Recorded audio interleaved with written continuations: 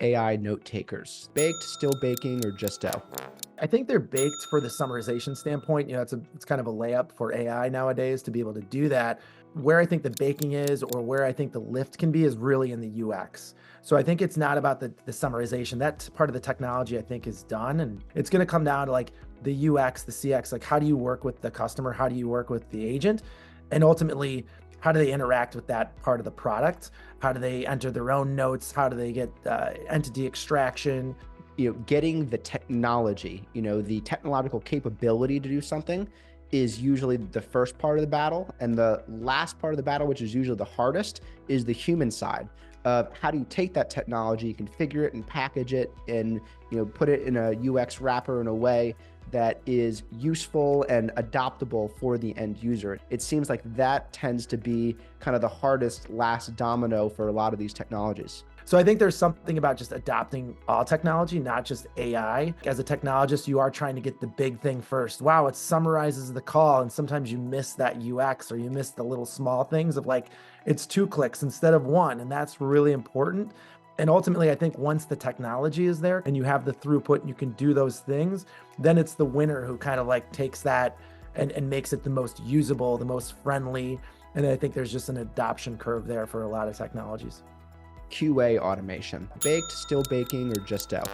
It's baking right now. I think that there's kind of an old approach, right? Keyword based, rules based, that I'd say is baked. But I think that's just kind of fundamentally flawed. It's not going to be as accurate. It needs to be. I think leveraging LLMs, leveraging new AI technology it's baking. It's exciting. And I think the ability for that AI to understand the dialogue, to understand the conversation and the intent is just at an accuracy that like older systems and older technology is not there. So I really think this is the future of AI, future of QA. Very excited about where that's going. How accurate do you think these systems will be? And then where does that go from there? Yeah, I think they'll be human grade accuracy, better than that. I think they'll have amazing consistency, which is the great thing. You won't have that bias of one person listening to a call and grading it different than another person. And then ultimately, where do I think it can go? I think once you can do that at scale and you have so much data, I think ultimately, those QA kind of scorecards are going to turn from something that was manual, 5 or 10 of these, into the next rich data in the call center, right? It's going to turn into that next gold. You're going to be able to get insights from those scorecards that you could never get before because you're going to have it at scale. Interactive virtual agents, baked, still baking, or just dough? I think it's baked. There's kind of 2 parts to it. There's the deflection or the conversation you can have with it. And then underneath it, it's the actions that can take place. I think LLMs, Gen AI are really going to open up the ability to deflect a lot more open questions. But ultimately in the back end, there's still kind of APIs or actions or integrations you need to have with systems. And I think those will continue to be limited. So I think the IVAs are really going to be opened up, but they're still going to be limited by some types of tech. How do these IVAs constrain the possibilities of risk or something going wrong? And how do they build trust with these big brands that, don't want an IVA to, in one circumstance, say something crazy to, a customer that gets recorded and goes on X? Yeah, we're going to have to be sensitive to like model training and what these models can return. So I think there'll be something on that end where you're going to have to keep looking at that. And then I think it'll come down to ROI. I think to adopt this type of extra technology, you're probably going to be looking at risk reward of kind of calls and escalations.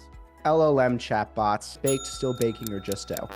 I think those were mostly baked for a while, but I think like new technology, LLMs, Gen AI have really kind of put this back in to be baking again. For a long time, these things have been able to answer questions for you, but now with LLMs, I think the ability to just inject your knowledge bases, inject more information in there is just going to create like kind of an explosion of possibilities of what these things can answer.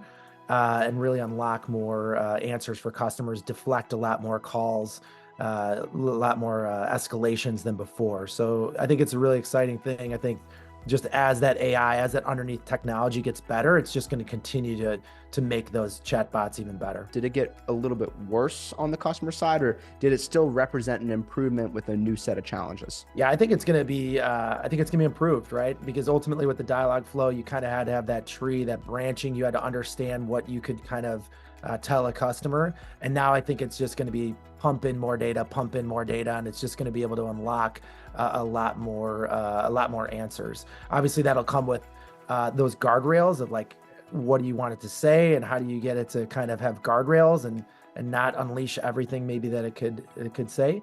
But I think it's going to be a big deal. I think it's going to be able to deflect a lot more than it could in the past.